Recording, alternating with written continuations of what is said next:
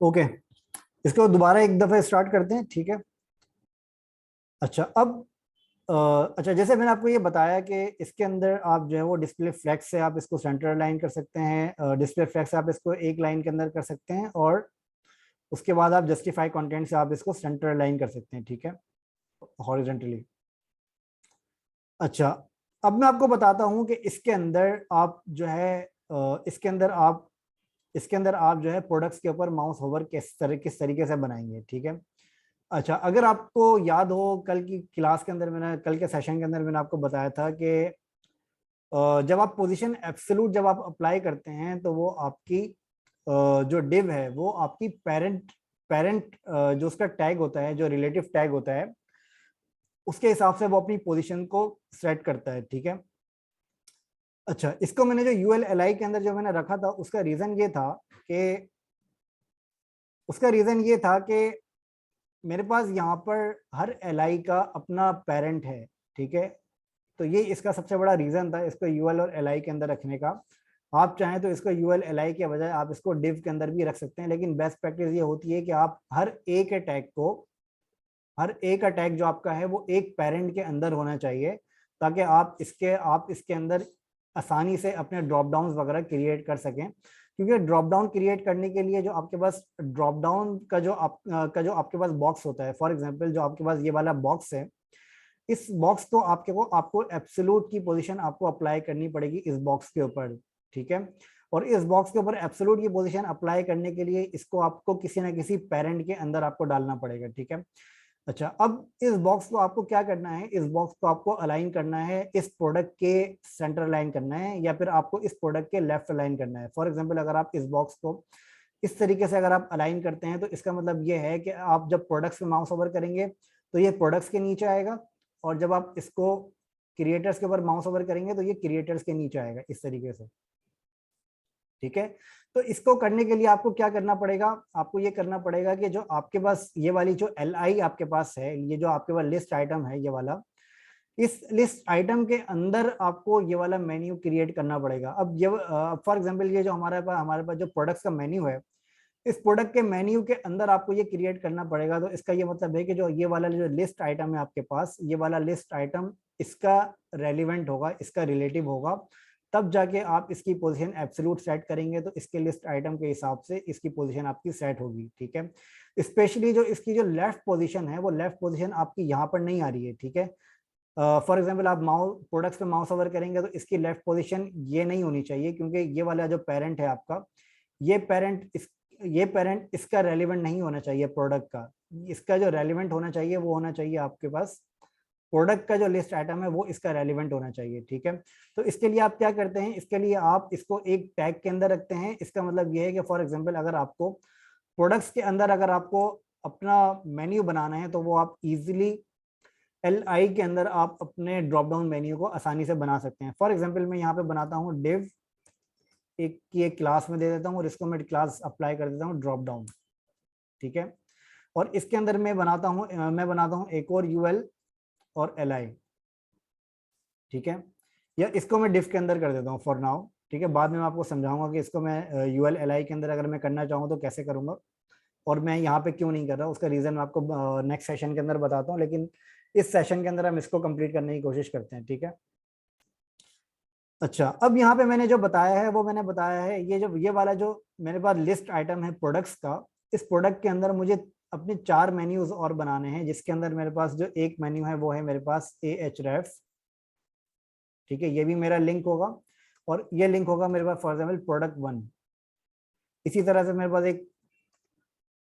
मेरे पास ये 4 अलग अलग मेन्यूज होंगे, प्रोडक्ट 1, प्रोडक्ट 2, प्रोडक्ट 3, प्रोडक्ट 4, ठीक है। और हर मेन्यू आइटम के ऊपर मैं यहाँ पे क्लास दे देता हूँ फॉर नाउ, ठीक है। क्लास में दे देता हूँ फॉर एग्जाम्पल सब आइटम, ठीक है।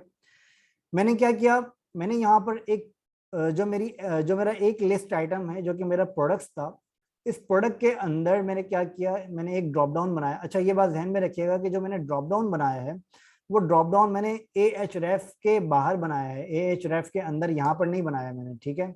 ये ड्रॉप डाउन मैंने बनाया है ए एच रेफ के बाहर। क्योंकि कभी भी Ahref के अंदर आपका एक और लिंक नहीं होता। फॉर एग्जांपल अगर मैं इस ड्रॉप डाउन को यहाँ पे बनाता हूँ तो इसका मतलब ये है कि इस Ahref के अंदर मैं मल्टीपल लिंक्स कॉल नहीं कर सकता, ठीक है। और इसकी बेस्ट प्रैक्टिस ये होती है कि अगर आपको पुराने सेशंस मेरे याद हों तो उसके अंदर मैंने आपको बताया था कि जो Ahref आपका होता है उसकी जो CSS प्रॉपर्टी होती है वो होती है आपके पास इनलाइन प्रॉपर्टी, ठीक है। वो डिस्प्ले प्रॉपर्टी आपके पास इनलाइन होती है और डिफ की जो डिस्प्ले प्रॉपर्टी होती है वो होती है आपके पास ब्लॉक। तो आपके पास इनलाइन टैग के अंदर आपके पास ब्लॉक प्रॉपर्टी नहीं आती, इनलाइन टैग के अंदर नहीं आती, मतलब इनलाइन टैग के बाहर आ सकती है, टैग के अंदर नहीं आती। टैग के अंदर नहीं आती इसका ये मतलब है कि ए जैसे मेरे पास इनलाइन प्रॉपर्टी होती है जिसके ऊपर मेरी CSS की प्रॉपर्टी होती है डिस्प्ले इनलाइन, ठीक है। इसके ऊपर अगर मैं डिव बनाना चाहूंगा तो ये मेरी बेस्ट प्रैक्टिस नहीं है, ये मेरी बैड प्रैक्टिस है, ठीक है। इस तरीके से मैं कभी भी नहीं बनाता। उसकी वजह यह है कि ये ए मेरी इनलाइन प्रॉपर्टी है और डिव मेरी ब्लॉक प्रॉपर्टी है, ठीक है। ब्लॉक का मतलब ये है कि ये आपका 100% स्पेस लेता है, फुल स्पेस लेता है बाय डिफॉल्ट। तो इस तरीके से मैं तो ये मेरी एक बेस्ट प्रैक्टिस होती है जो कि आपको अप्लाई करनी होती है, ठीक है। अच्छा, मैं इसको आगे कंटिन्यू करता हूँ। मैंने क्या किया, मैंने यहाँ पे एक लिस्ट आइटम के अंदर मैंने एक Ahref यहाँ पे बनाया हुआ है और इस Ahref के बाहर इसके फौरन बाद मैंने यहाँ पे बनाया एक क्लास और इसकी मैंने अप्लाई कर दिया ड्रॉप डाउन की क्लास, मैंने इसके ऊपर अप्लाई कर दी और इसके अंदर मैंने सब आइटम अलग अलग बना दिए, ठीक है। फिर इसके अंदर मैंने हर सब आइटम का मैंने अपना मेन्यू बना दिया और हर मेन्यू को मैंने अपना लिंक दे दिया। फॉर एग्जांपल मैं इसको दे देता हूँ product1.html। इसी तरीके से मैं लिंक दे देता हूँ इन सबको, ठीक है। इन सबको भी मैं लिंक दे देता हूँ प्रोडक्ट, अपने अपने लिंक में दे देता हूँ। इसका 1.html, इसका 2.html, इसका 3.html और इसका 4.html, ठीक है। अब अगर मैं इसको यहाँ पे रिफ्रेश करता हूँ तो आप यहाँ पे नोटिस करेंगे कि प्रोडक्ट्स के अंदर मेरे पास यहाँ पे अलग अलग मेन्यूज आ गए। अच्छा, इसका लेआउट थोड़ा सा खराब हो गया, उसकी वजह यह है कि वापस मैंने इसको ULLI के अंदर कन्वर्ट किया है जो कि मुझे यहाँ पे रिवर्ट करना पड़ेगा अपने पास, ठीक है। इस तरीके से मुझे करना पड़ेगा। अब मैं अगर यहाँ पे इसको रिफ्रेश करता हूँ तो अब आपको यहाँ पे नजर आएगा कि जो आपके प्रोडक्ट्स के जो मेन्यू आ रहे हैं वो मेन्यू आपके पास प्रोडक्ट के अंडर आ रहे हैं, इन सब के अंदर नहीं आ रहे, ठीक है। अच्छा, फिर इसके बाद आपको क्या करना होता है, इसके बाद आपको ये करना होता है कि फॉर एग्जांपल अगर आप यहाँ पे नोटिस करें तो जो स्टाइल मैंने इसके ऊपर अप्लाई किया है, जो स्टाइल मैंने प्रोडक्ट्स के ऊपर अप्लाई किया है, वही स्टाइल मेरे पास जो इसके चिल्ड्रन है उसके ऊपर भी आ रहा है, ठीक है। इसको इसको प्रिवेंट करने के लिए, इसको प्रिवेंट करने का आसान तरीका ये होता है कि जो आपके पास, अच्छा इस लेक्चर के अंदर बहुत ज़्यादा चीज़ें हो जाएंगी तो ये मैं आपको नेक्स्ट लेक्चर के अंदर बताऊंगा, लेकिन अभी मैं इसको फॉर नाउ मैं कर देता हूँ ताकि आप लोगों को ये चीज़ क्लियर हो जाए, ठीक है। मैं खुद अप्लाई कर देता हूँ लेकिन ये है कि अब मैं आपको नेक्स्ट लेक्चर के अंदर बताऊंगा कि इसको क्यों मैंने इस तरीके से किया है, ठीक है। ये मैंने अप्लाई किया, ठीक है। अच्छा, ये मैं आपको बाद में बताऊंगा कि इसका क्या मतलब होता है ताकि आप लोग अभी इस चीज़ के ऊपर अपना फोकस नहीं रखें, ठीक है। अच्छा, अब आप लोग अगर नोटिस करें तो यहाँ पे आपके पास जो LIA है उसके अंदर आप लोगों के पास ये वाला जो पार्ट है इसके अंदर आपका स्टाइल अप्लाई नहीं हो रहा, अब सिर्फ इसके ऊपर अप्लाई हो रहा है, ठीक है। ये मैंने किस तरीके से किया है और इसका क्या मतलब होता है ये मैं आपको नेक्स्ट सेशन के अंदर मैं बताता हूँ, ठीक है। तो इसके अंदर और भी आपके कुछ और भी सिलेक्टर्स होते हैं, इसलिए मैं आपसे कह रहा हूँ नेक्स्ट सेशन के अंदर मैं बताता हूँ ताकि मैं इसको और ज़्यादा डिटेल के अंदर आपको बता दूंगा, ठीक है। अगर अभी मैंने बता दिया तो फिर वो पूरा कवर नहीं कर पाऊंगा सही तरीके से। अच्छा, फिर ये इस प्रोडक्ट्स के अंदर फॉर एग्जांपल अब मुझे क्या करना है, इस प्रोडक्ट्स के अंदर जो मेरा चिल्ड्रन है, जो मेरा चाइल्ड है इस प्रोडक्ट का, वो चाइल्ड मेरा क्या है, वो चाइल्ड मेरा है ड्रॉप डाउन, ठीक है। अच्छा, ड्रॉप डाउन किसका चाइल्ड है, ड्रॉप डाउन जो चाइल्ड है वो है मेरा LI का चाइल्ड है। अब मैं क्या करता हूँ, सिंपल LI के अंदर मैं इसको बताता हूँ कि LI के अंदर जो मेरा चाइल्ड है उसकी क्लास है मेरी ड्रॉप डाउन, ठीक है। मतलब ये कोड मैं आप लोगों से शेयर करूंगा तो आप लोग इसको थोड़ा सा और डिटेल के अंदर देखिएगा ताकि आप लोगों को ये चीज क्लियर हो जाए। अच्छा, ड्रॉप डाउन के ऊपर मैं अप्लाई करता हूँ पोजीशन एब्सोल्यूट और मैं बताता हूँ टॉप 0 और लेफ्ट 0, ठीक है। ये मैंने अप्लाई किया। अच्छा, अब ये अप्लाई करने के बाद जब मैं अपने पेज को रिफ्रेश करूंगा तो आपको ये नजर आएगा कि जैसे मैंने आपको लास्ट सेशन के अंदर बताया था कि जो इसके चिल्ड्रन है अगर उसके ऊपर मैं रेलिवेंट अप्लाई नहीं करूंगा तो बाय डिफॉल्ट ये अपना क्लोजेस्ट रेलिवेंट चिल्ड्रन फाइंड करता है, ठीक है। अगर इसको कोई और क्लोजेस्ट चिल्ड्रन नहीं मिलता तो इसका body by default closest children होता है। ओके, अच्छा, बॉडी इसका बाय डिफॉल्ट क्लोजेस्ट चिल्ड्रन होता है। तो अभी मैंने जैसे इसके ऊपर कोई चिल्ड्रन मैंने इसके ऊपर अप्लाई, कोई रेलिवेंट मैंने इसको अप्लाई नहीं किया, तो पोजीशन रिलेटिव अप्लाई करने के लिए मैं क्या करूंगा, सिंपली मैं ये करूंगा कि एल के ऊपर मैं अप्लाई करूंगा पोजीशन रिलेटिव, ठीक है। तो अब ये क्या करेगा कि जो सब जो मेरा ड्रॉप डाउन है, उस ड्रॉप डाउन का जो चिल्ड्रन है उसका चिल्ड्रन है एल, ठीक है। इसके हिसाब से ये अपनी पोजीशन को सेट कर देगा, ठीक है। मतलब जो ड्रॉप डाउन की पोजीशन है वो अब ये सेट करेगा अपने रेलिवेंट एल के हिसाब से, जिसके ऊपर मैंने पोजीशन रिलेटिव अप्लाई किया है, ठीक है। अच्छा, इसका रेलिवेंट अब क्या है, इसका रेलिवेंट है एल। अच्छा, अब इसके ऊपर मैं कुछ और भी प्रॉपर्टीज अप्लाई करता हूँ। फॉर एग्जांपल इसके ऊपर मैं प्रॉपर्टीज अप्लाई करता हूँ बैकग्राउंड वाइट, और इसके ऊपर मैं टॉप की पोजीशन अप्लाई करता हूँ फॉर एग्जांपल 30 पिक्सल, या फिर मैं अप्लाई करता हूँ 100%, ठीक है। और इसके अलावा मैं यहाँ पे अप्लाई करता हूँ width for example 250 pixel. Height में अप्लाई नहीं करूंगा क्योंकि हाइट मेरी जो है वो ऑटोमेटिकली मैनेज हो सकती है, ठीक है। अब मैं इसके अंदर बताता हूँ कि भाई जो मेरा ड्रॉप डाउन है उसके अंदर जो मेरी एल आ रही है, अच्छा ये मैं आपको थोड़ा सा कॉम्प्लेक्स में इसलिए कर रहा हूँ ताकि आपको कॉम्प्लेक्स जो चिल्ड्रन है उनकी भी प्रैक्टिस आपको हो सके कि वो किस तरीके से काम करते हैं। तो आप लोगों को से जब मैं ये HTML प्रोजेक्ट अपना शेयर करूंगा तो आप लोग इसको भी एडिट मॉडिफाई करके चेक कर सकते हैं कि ये किस तरीके से काम करता है, ठीक है। अच्छा, एल के ऊपर, एल के अंदर मैंने बताया कि एल के अंदर जो मेरा ए है इसके अंदर मैंने बताया है कि display block, border bottom, solid 1 pixel, और मैंने इसका कलर कोड बता दिया ग्रे, ठीक है। और मैंने इसके अंदर बता दिया पैडिंग, पैडिंग मैंने इसके अंदर बता दी फॉर एग्जांपल 10 px, और ये मैंने बता दिया 20 px। अब अगर मैं इसको रिफ्रेश करूंगा तो ये यहाँ पे अप्लाई नहीं हुआ। उसकी क्या वजह है, उसकी वजह ये है कि अगर मैं यहाँ पे अपने पास देखूंगा तो ओके, यहाँ पे मेरे पास एल नहीं है जो कि मैंने एल के अंदर डिफाइन किया है। यहाँ पे मेरे पास एल के बजाय है सब आइटम,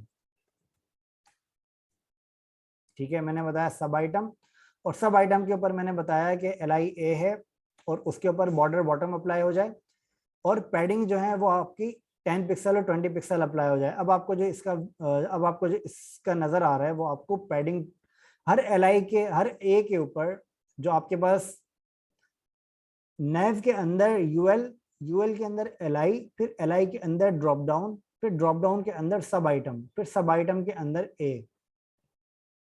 थोड़ा सा कॉम्प्लेक्स ये है, लेकिन अगर आप इसको सही से प्रैक्टिस करेंगे तो आपको ये चिल्ड्रन और पेरेंट का बहुत अच्छे तरीके से आपको आइडिया हो जाएगा, ठीक है। तो इस वजह से मैंने इसको थोड़ा सा कॉम्प्लेक्स किया है। मैं चाहूँ तो इसको मैं इस तरीके से भी कर सकता हूँ, लेकिन थोड़ा सा कॉम्प्लेक्स मैंने इस वजह से किया है ताकि आप लोगों को इस चीज़ का आइडिया हो जाए। मतलब ये ऐसे भी काम करेगा, लेकिन अगर आप मैं इसको थोड़ा सा कॉम्प्लेक्स कर देता हूँ तो आप लोगों को थोड़ा सा कॉम्प्लेक्स चीज़ों का भी आइडिया होना शुरू हो जाएगा, ठीक है। अच्छा, इसके ऊपर जैसे बैकग्राउंड कलर मैंने व्हाइट अप्लाई किया हुआ है, जो मेरा ड्रॉप डाउन वाला पूरा बॉक्स है इस बॉक्स के ऊपर मैंने बैकग्राउंड अप्लाई किया हुआ है, ठीक है। इसके ऊपर मैं अप्लाई कर देता हूँ for example border dash radius, और इसको मैं अप्लाई कर देता हूँ 10 px। अब आपको जो यहाँ पे बॉर्डर रेडियस नजर आएगा वो आपको ये आपको थोड़ा सा रेडियस के अंदर नजर आएगा, ठीक है। अगर आप यहाँ पे नोटिस करेंगे तो इसका जो बॉर्डर रेडियस आ रहा है वो आपको थोड़ा सा कर्व व्यू के अंदर आपको नजर आएगा, ठीक है। 10 के बजाय मैं इसको अगर 15 कर दूंगा तो ये थोड़ा और ज्यादा कर्व हो जाएगा, ओके। इसकी अगर मैं यहाँ से टॉप 100% किया हुआ है, मैं इसको यहाँ से मार्जिन टॉप भी अगर अप्लाई कर दूं, ठीक है। अब आपको यहाँ पे इस तरीके से नजर आएगा, ओके। अच्छा, ये वाली चीज तो हमारी हो गई क्लियर। इसके अंदर आप लोगों में से किसी को कोई क्वेश्चन है या कोई कंफ्यूजन है तो पूछ लें प्लीज। इसके बाद मैं आप लोगों को थोड़ा होवर के बारे में बताता हूँ कि होवर किस तरीके से अप्लाई होता है। अगर ये आज के लिए ज्यादा हो गया तो मुझे प्लीज बता दीजिएगा।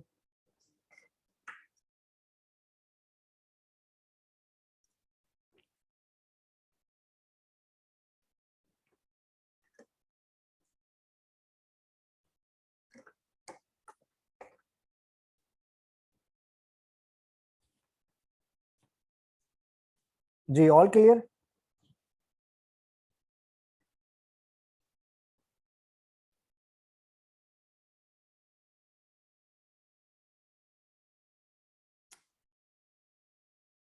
कोई कंफ्यूजन नहीं है किसी को?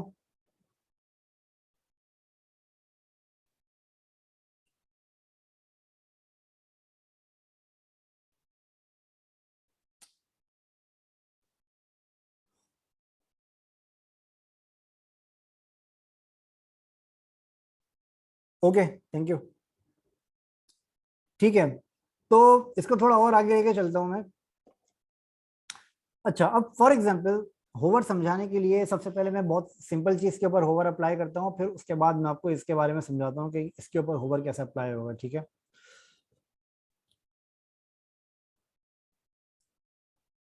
अच्छा, सिंपल चीज पे आप होवर सबसे पहले मैं अप्लाई करता हूँ। फॉर एग्जांपल यहाँ पर मेरे पास आपको नजर आ रहा है एक H1 का टैग जो कि मैंने यहाँ पे अप्लाई किया है मेन्यू के अंदर। ठीक है, यहाँ पर मैं एक HR अप्लाई कर देता हूँ ताकि एक अंडरलाइन आ जाए। ये आपको अंडरलाइन यहाँ पे नजर आ रही है जो कि मैंने अप्लाई करी है, जिसको मैं कहता हूँ हेयर लाइन। ठीक है, हेयर लाइन के नाम से इसको जाना जाता है। अच्छा, एनीवेज, अच्छा ये जो मेरा H1 आ रहा है, अब H1 के ऊपर अगर मैं होवर अप्लाई करूंगा तो वो मैं कैसे करूंगा?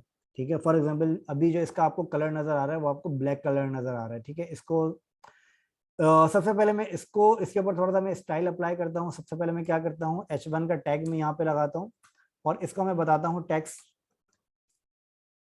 Align centre. जब मैं इसको रिफ्रेश करूंगा तो आपको ये H1 का जो टैग है ये आपको सेंटर अलाइन होकर नजर आ जाएगा। ठीक है, टेक्स्ट अलाइन सेंटर मैंने यहाँ पे अप्लाई किया, टेक्स्ट डैश अलाइन और सेंटर। अच्छा, अब जब मैं इसको यहाँ से होवर करूंगा तो मैं चाहता हूँ कि जो जब मैं इसको होवर करूँ तो इसका जो कलर है वो मेरा रेड हो जाए। ठीक है, वो कैसे होगा? उसको करने के लिए जब भी आप किसी भी ऑप्शन के ऊपर, जब भी आप किसी भी टैग के ऊपर या किसी भी क्लास के ऊपर या आईडी के ऊपर जब भी आप होवर अप्लाई करते हैं तो उसको अप्लाई करने का तरीका ये होता है कि आप लगाते हैं सबसे पहले कॉलन, कॉलन के बाद आप लगाते हैं HOVER। ठीक है, ये आपका होवर अप्लाई करने का तरीका होता है।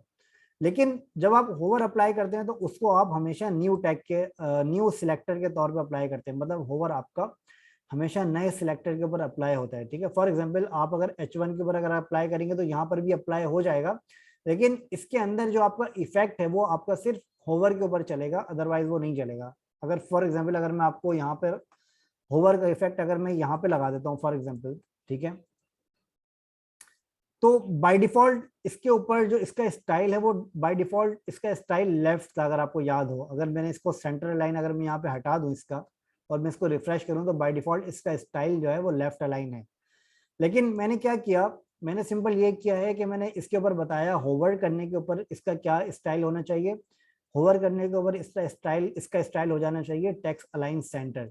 ठीक है, अब अगर मैं इसको रिफ्रेश करूंगा, रिफ्रेश करने के बाद अगर मैं इसके ऊपर माउस ओवर करूंगा तो आपको इसका स्टाइल रिफ्रेश आपको इसका स्टाइल जो है वो सेंटर नजर आएगा। ठीक है, तो इस तरीके से आप किसी भी स्टाइल के ऊपर, किसी भी टैग के ऊपर या क्लास के ऊपर आप माउस ओवर अप्लाई कर सकते हैं और इसके ऊपर आप कोई भी प्रॉपर्टी आप अप्लाई कर सकते हैं। इसके ऊपर कोई स्पेसिफिक कोई ऐसी प्रॉपर्टीज नहीं है जो कि आप अप्लाई नहीं कर सकते। आप इसके ऊपर कोई भी प्रॉपर्टी आप अप्लाई कर सकते हैं, चाहे वो आपका बैकग्राउंड कलर हो या उसकी पोजीशन हो या फिर आपकी फॉन्ट से रेलिवेंट कोई भी चेंजेस हो। फॉर एग्जांपल यहाँ पर जो मेरा होवर है, यहाँ पर सबसे पहले मैं इसको बता देता हूँ, इसका जो कलर है वो है मेरा ब्लैक। ठीक है, इसको या ब्लैक के बजाय मैं इसको कर देता हूँ रेड। ठीक है, अब इसके बाद मैं बताता हूँ H1 के ऊपर क्या होना चाहिए। जब मैं इसके ऊपर होवर करूँ तो इसका कलर हो जाना चाहिए येलो या फिर ऑरेंज। अब यहाँ पे मैंने क्या बताया, H1 का जो बाय डिफॉल्ट स्टाइल है वो होना चाहिए टेक्स्ट अलाइन सेंटर, और जब मैं इसके ऊपर होवर करूँ तो इसका स्टाइल क्या होना चाहिए, कलर, और तो जब मैं इसके ऊपर होवर करूँ तो इसका स्टाइल हो जाना चाहिए कलर ऑरेंज।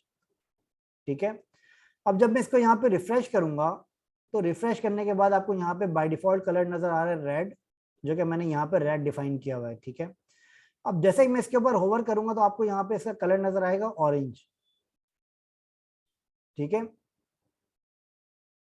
तो इस तरीके से आप अपना होवर इफेक्ट अप्लाई कर सकते हैं। अब इसके अंदर अगर आप एक चीज नोटिस करें, तो अगर आप एक चीज इसके अंदर नोटिस करें वो ये कि जो टेक्स्ट अलाइन सेंटर जो डिफॉल्ट स्टाइल मैंने अप्लाई किया हुआ है वो इसके अंदर ओवरराइड नहीं हो रहा। ठीक है, इसके अंदर जो स्टाइल ऐड हो रहा है वो हो रहा है आपका कलर ऑरेंज। मतलब इसके ऊपर ऐसा नहीं है कि आप होवर अप्लाई करेंगे तो इसका इसके दूसरे स्टाइल इसके ऊपर से रिमूव हो जाते हैं। लेकिन अगर आप सेम स्टाइल होवर के ऊपर आप अप्लाई करेंगे तो डिफॉल्ट वाला स्टाइल आपका ओवरराइड हो जाता है। ठीक है, डिफॉल्ट स्टाइल आपका कलर रेड है, लेकिन होवर करने पे आपने अप्लाई किया कलर ऑरेंज, तो जो डिफॉल्ट वाला स्टाइल है वो आपका होवर करने के ऊपर ओवरराइड हो जाएगा। ठीक है, तो ये चीज आपको क्लियर हो जानी चाहिए। कोई क्वेश्चन है तो आप लोग पूछ लीजिएगा प्लीज।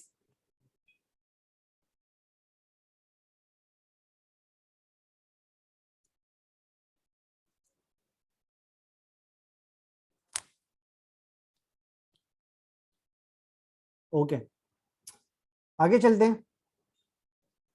अच्छा, फॉर एग्जांपल अब मेरे पास यहाँ पर अगर मैं इस सिनेरियो के ऊपर अगर मैं बात करूँ, प्रोडक्ट्स के मेन्यू के ऊपर सिनेरियो में अगर मैं बात करूँ, अगर मैं यहाँ पे गौर करूँ, तो अगर मैं यहाँ पे फॉर एग्जांपल रिफ्रेश, अगर मैं यहाँ पे माउस होवर करूंगा प्रोडक्ट्स के ऊपर, तो मुझे होवर किस पे अप्लाई करना पड़ेगा, मुझे किसके होवर पे अप्लाई करना पड़ेगा, वो करना पड़ेगा मुझे अपने लिस्ट आइटम के होवर के ऊपर, मुझे अपनी प्रोडक्ट को डिस्प्ले करना पड़ेगा।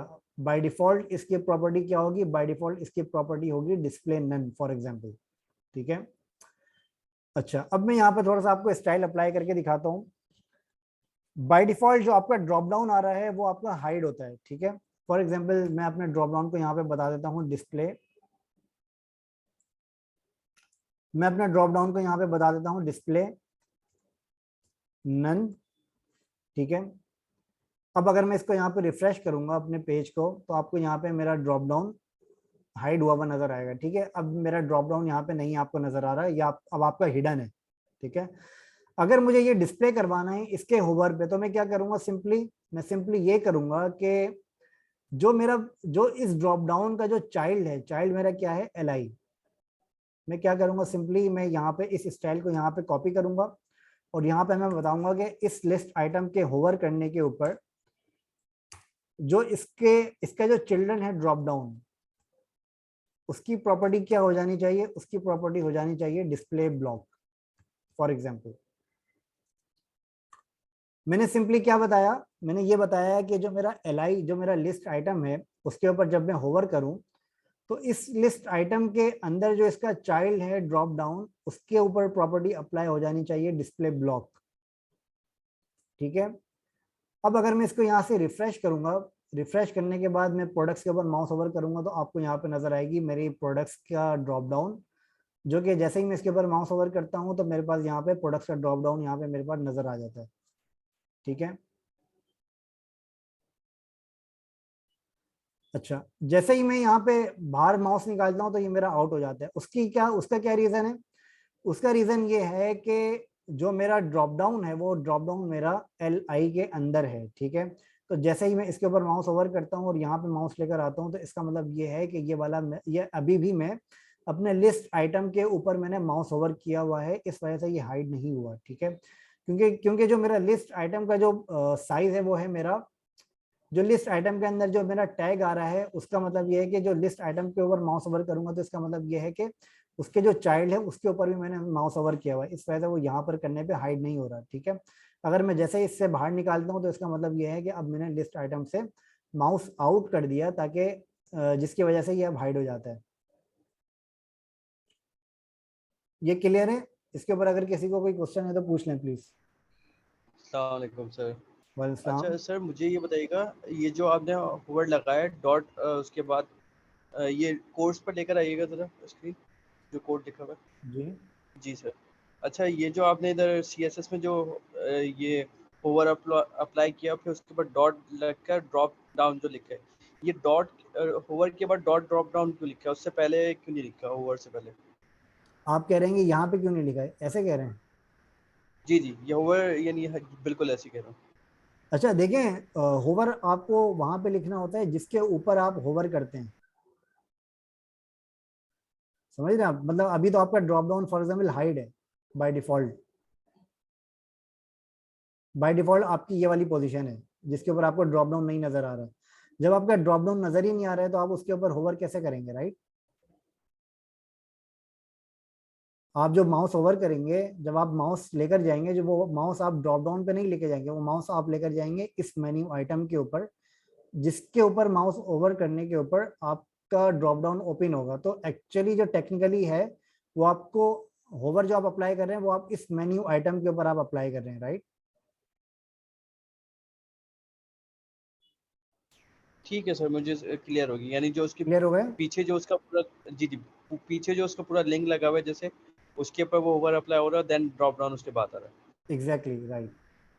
ठीक है, हमें थैंक अगर यू मैं सर। इसको इस होवर को अगर मैं यहाँ से हटा के यहाँ पे अप्लाई कर दूंगा तो इसका ये मतलब है कि अब मैं ड्रॉप डाउन के ऊपर मैं होवर कर रहा हूँ, मैं इस लिस्ट आइटम पे होवर नहीं कर रहा, मैं इस ड्रॉप डाउन पे होवर कर रहा हूँ, जो कि मेरा नहीं चलेगा, जाहिर सी बात है, क्योंकि ड्रॉप डाउन तो मेरा अभी यहाँ पे विजिबल है ही नहीं। ठीक है, क्लियर ठीक सर। है, okay, okay, thank you so much. No problem. और किसी को कोई क्वेश्चन इसके हवाले से?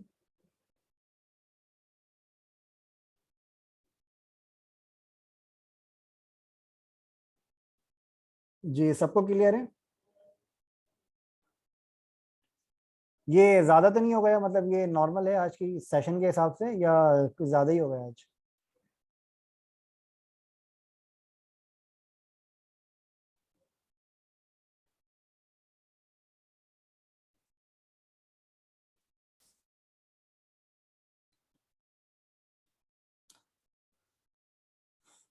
ओके, आई थिंक आज के सेशन को यहाँ पे एंड करते हैं फिर इंशाल्लाह। Okay, thank you. चलिए ठीक है, आज के सेशन को यहाँ पे एंड करते हैं, फिर मैं आप लोगों को इसकी रिकॉर्डिंग्स आपसे शेयर करता हूँ, ठीक है? तो इसकी प्रैक्टिस करें, फिर इंशाल्लाह कल के सेशन में दोबारा मुलाकात होती है। कुछ नए सेशंस, कुछ नए नई फीचर्स के बारे में देखेंगे CSS के, जो कि आप लोगों के और ज़्यादा यूज़ केस आपके हो सकते हैं, ठीक है? तो आज के सेशन के अंदर हमने देखा है कि माउस ओवर किस तरीके से हम अप्लाई करते हैं, और थोड़ा सा चिल्ड्रन के बारे में हमने देखा कि चिल्ड्रन हम किस तरीके से अप्लाई करते हैं। और ठीक है, तो अपना ख्याल रखें, फिर इंशाल्लाह नेक्स्ट सेशन में मुलाकात करते हैं। जब तक के लिए अल्लाह हाफिज़, thank you so much, take care, bye bye.